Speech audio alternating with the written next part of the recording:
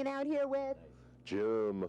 And he is Slipknot. Hey everybody, this is Jim from Hey, this is Susan Russell from Expose, and I'm talking to Jim Root from and you are watching Expose. Expose It, baby. And you are listening to shit.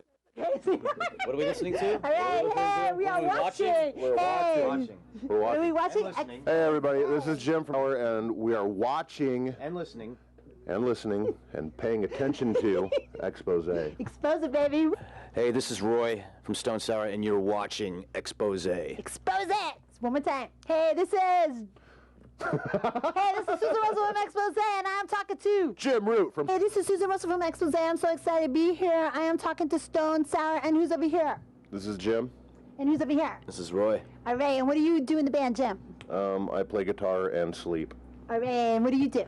I play drums and sleep. All right, stay tuned for more of this on Expose. All right. You got it going. All right.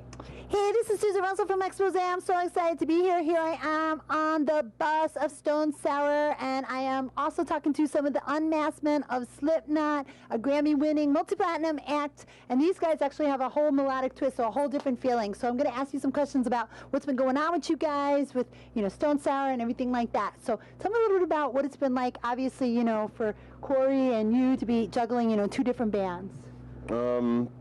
It's tiring, but it's fun. I mean, we have a pretty intense and pretty insane work ethic.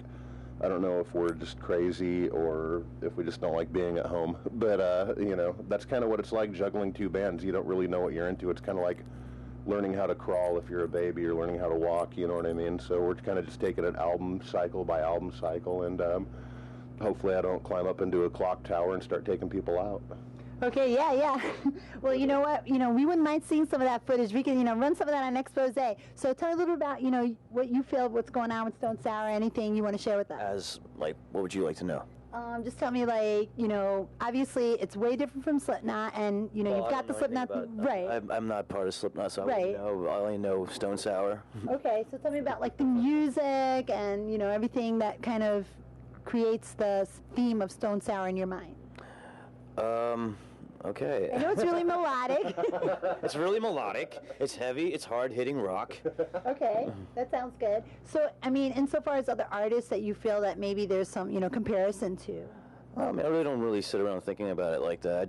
We just do what we do, Okay. I do what I do. I play drums. I'm having a great time playing with these guys, and that's basically what I think about. All right, cool. So I know Stone Sour actually preceded Slipknot, right?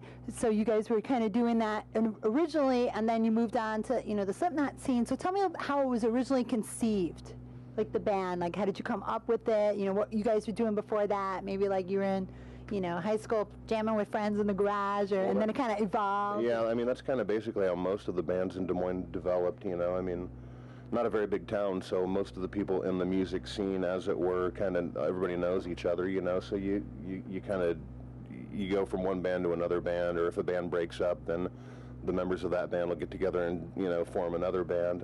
I'm not so sure what it's like now, it may have changed a little bit, but basically just mutual friends and acquaintances from years of jamming together, and that's kind of how Stone Sour came together. And Slipknot, the same way. Slipknot was kind of like the all-stars of the Des Moines music scene, if that makes any sense. Like most of the really serious players who really wanted to do it, and they knew they wanted to do that, and nothing else came together, and that's how Slipknot came about. And then Stone Sour just kind of re-evolved sort of out of, a certain form of necessity when we were at a really dark space in time with Slipknot, So it's kind of like the Reader's Digest version of where we're at and why we're here and what's it all about, man.